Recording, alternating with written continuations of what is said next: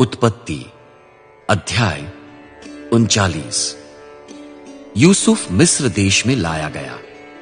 राजा furrow के पदाधिकारी Potiphar ने इश्माएलियों के हाथ से उसे खरीदा जो यूसुफ को वहां लाए थे।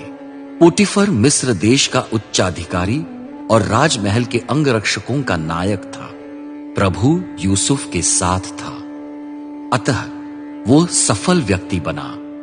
वो अपने मिस्र निवासी स्वामी के घर में रहता था। यूसुफ के स्वामी ने देखा कि प्रभु उसके साथ है। जो कुछ वो करता है उसे उसके हाथ से प्रभु सफल बनाता है। अतः यूसुफ ने पोटीफर की कृपा दृष्टि प्राप्त की और वो उसका निजी सेवक बन गया। पोटीफर ने उसे अपने घर का निरीक्षक नियुक्त किया और उसके हाथ में अपना सब कुछ सौंप दिया। जिस समय से पोटीफर ने उसे अपने घर का निरीक्षक बनाया और उसके हाथ में अपना सब कुछ सौंपा, उस समय से प्रभु ने यूसुफ के कारण उस मिस्र निवासी के घर को आशीष दी। उसके घर और खेत की प्रत्येक वस्तु पर प्रभु की आशीष होने लगी। पोटीफर ने अपना सब कुछ यूसुफ के हाथ में छोड़ दिया।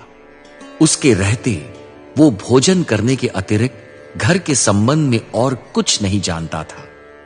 यूसुफ शरीर से सुडौल और देखने में सुंदर था। कुछ समय के पश्चात यूसुफ के स्वामी की पत्नी ने उस पर बुरी नजर डाली। उसने कहा, मेरे साथ सो।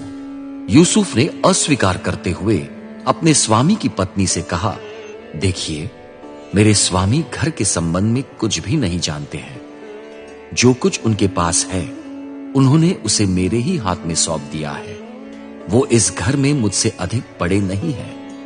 उन्होंने मुझे कोई भी वस्तु देना अस्वीकार नहीं किया, केवल आपको, क्योंकि आप उनकी पत्नी हैं। तब मैं परमेश्वर के विरुद्ध इतना बड़ा कुकर्म, ये पाप कैसे कर सकता हूं? यद्यपि वो दिन प्रतिदिन यूसुफ से बोलती रही कि वो उसके साथ सोए, उसके साथ रहे, तथापि यूसुफ ने उसकी बात नहीं सुनी। एक दिन यूसुफ काम करने के लिए घर में आया।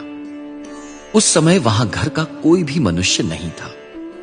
पोटीफर की पत्नी ने यूसुफ का वस्त्र पकड़ लिया और उससे बोली, मेरे साथ सो। किंतु यूसुफ अपना वस्त्र उसके हाथ में छोड़कर भागा और घर से बाहर निकल गया। जब पोटीफर की पत्नी ने देखा कि यूसुफ अपना वस्त्र उसके हाथ में छोड़कर घर से बाहर निकल गया है, तब उसने अपने घर के मनुष्यों को बुलाया और उनसे कहा, इब्रानी सेवक को देखो, उसे मेरा स्वामी हमारा अपमान करने के लिए लाया है। वो इब्रानी मुझसे बलात्कार करने के लिए मेरे पास आया था, पर मैं ऊंची आवाज में पुकारने लगी। जब उसने सुना कि मैं ऊंचे स्वर में चिल्लाकर पुकार रही हूं, तब वो अपना वस्त्र मेरे हाथ में छोड़कर भागा और घर से बाहर निकल गया। जब तक उसका स्वामी अपने घर में नहीं आया, उसने यूसुफ का वस्त्र अपने पास पड़ा रहने दिया। उसने अपने स्वामी से भी यही कहा, जिस इब्रानी सेवक को आप हमारे मध्य में लाए हैं, वो मेरा अपमान करने के लिए मेरे पास आया। परंतु जैसे ही मैंने ऊंची आवाज में पुकारा, वो अपना वस्त्र मेरे पास छोड़कर भागा और घर से बाहर निकल गया।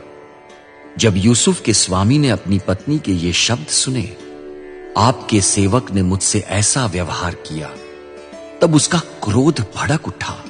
यूसुफ के स्वामी ने उसे पकड़कर कारागार में डाल दिया। इस स्थान में राजा के बंदी कैद थे। यूसुफ भी कारागार में था। प्रभु उसके साथ था। उसने यूसुफ पर करुणा की और उसे कारागार के मुख्याधिकारी की कृपा दृष्टि प्रदान की। अतः कारागार के मुख्याधिकारी ने कारागार के सब बंदियों को यूसुफ के हाथ में सौंप दिया। जो कुछ भी कारागार में होता था, उसका कर्ता यूसुफ था। कारागार का मुख्याधिकारी यूसुफ के हाथ में सौंपी गई किसी भी वस्तु को देखता तक न था, क्योंकि प्रभु यूसुफ के साथ था। जो कुछ भी यूसुफ करता था, प्रभु उसे सफल बनाता था। आप सभी को जय मसीह की। इस वीडियो को देखे जाने और सुने जाने से प्रभु यीशु मसीह आप सभी को आशीष दे। आप सभी का धन्यवाद इस वीडियो को पूरा देखने के लिए।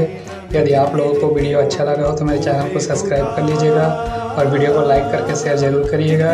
तो आप सभी को जय मसीह की। प्रभु यीशु मसीह आप सभी को आशीष दे। चलिए मिलते हैं अगली वीडियो पर। जय मसीह की।